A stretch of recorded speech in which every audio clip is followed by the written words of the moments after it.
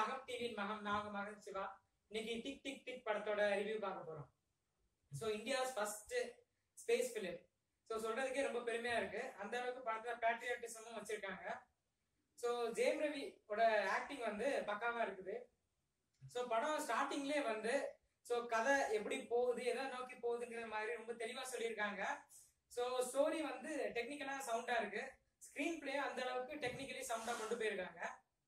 Nivetha பெந்தராஜோட acting பிரமாதமா இருக்குது.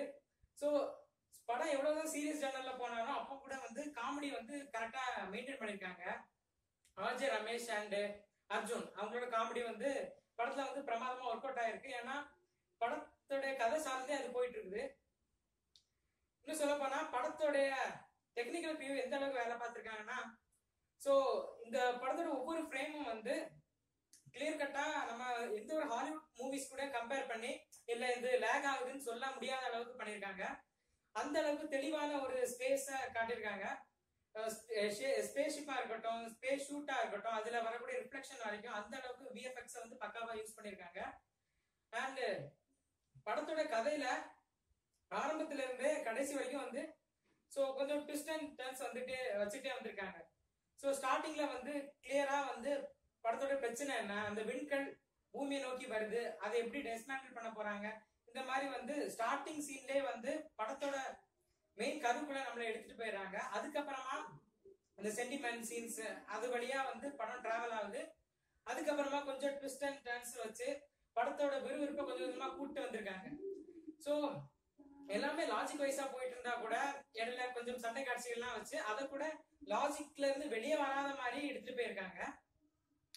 சொல்ல போனா ட்ரெய்லருக்கும் படத்துக்கும் நிறைய வித்தியாசம் இருக்குன்னு சொல்லலாம். ட்ரெய்லர்ல வந்து ஒரு சீன் வரும், கிட்டத்தட்ட அப்படியே இங்க கிராவிட்டி மூவில பார்த்த மாதிரியே இருக்கும். ஒரு ஸ்பேஸ் ஷட்டிலோட சோலார் பேனலை உடைச்சிட்டு ஸோ ஃப்ரீ ஏர்ல போற மாதிரி ஒரு சீன் வச்சிருக்கோம்.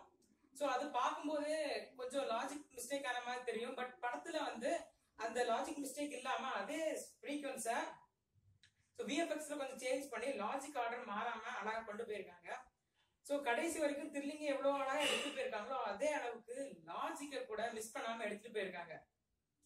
ஸோ ஸ்பேஸ்ல இதெல்லாம் செய்ய முடியும் முடியாதுங்கிறத சரியான அந்த கோட்பாட்டுக்குள்ளேயே கொண்டு போயிருக்காங்க. சொல்ல போனா படத்துக்கு வந்து ரொம்ப செலவு பண்ணல, ஸோ அதிகப்படியான எக்ஸ்ட்ரா எஃபெக்ட்ஸ் பண்ணல. ஆனா படத்துக்கு எது எது தேவையோ அதை வந்து சரியா பண்ணியிருக்காங்க.